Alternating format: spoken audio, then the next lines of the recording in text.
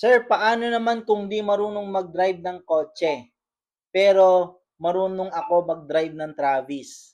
Possible ba makakuha ko ng B1 ng B? Pero two wheels marunong na ako eh. Salamat. Ito ang payo natin kay Sir Christian. Sir Christian, wag po kayong matakot mag-drive ng kotse pagdating sa LTO, no? Kasi unang-una, pag kumuha tayo ng driver's license, ang gagawin po sa atin ng mga driving school is i-test po tayo. Magpa-practical driving course for 8 hours, magkakaroon ng kung marunong ka na mag-Travis, konting adjustment na lang yun. Alam nyo, ang kinakatakot po ninyo sa kotse. Ito ang kinakatakot sa kotse. Yung clearance sa mga gilid at saka sa likod. Paano mawawala yung kaba sa clearance sa harap at saka sa gilid? Upo tayo sa loob ng kotse, umupo ka sa loob ng kotse, magpaikot ka ng tao doon sa gilid. Pag nakadaan siya, ibig sabihin, yun yung clearance ng kotse sa tao doon sa labas at maging sa mga pwedeng mabangga. Uy, ganun pala yun. Pag nakadaan pa siya, yun pa yung clearance, hindi ka pa babangga. Huwag lang siyang dumikit. Paikutin mo lang siya sa paligid ng kotse habang nakaupo ka doon sa kotse.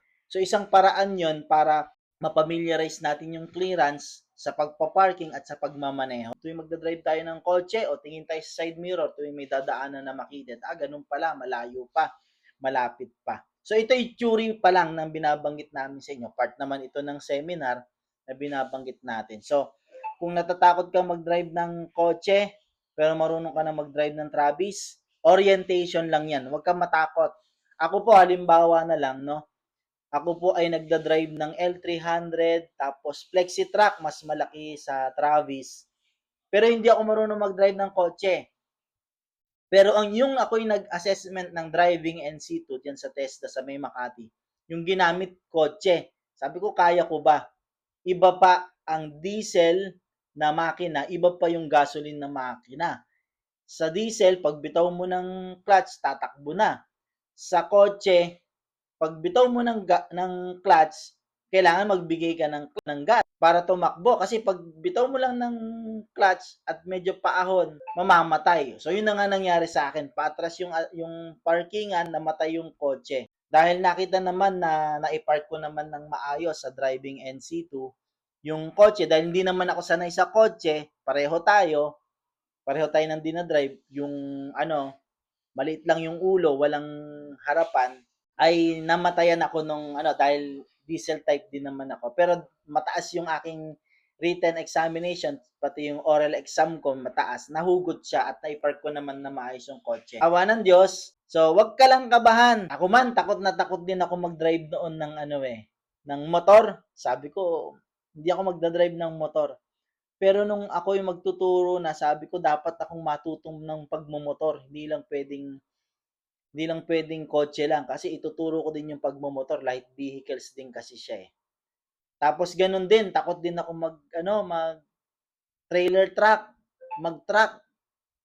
So talagang more on lakas ng loob, determination, at the same time yung pagpupursiging mag-aral ng mga rulings at ng galaw, yung motion ng sasakyan, napakahalaga nun.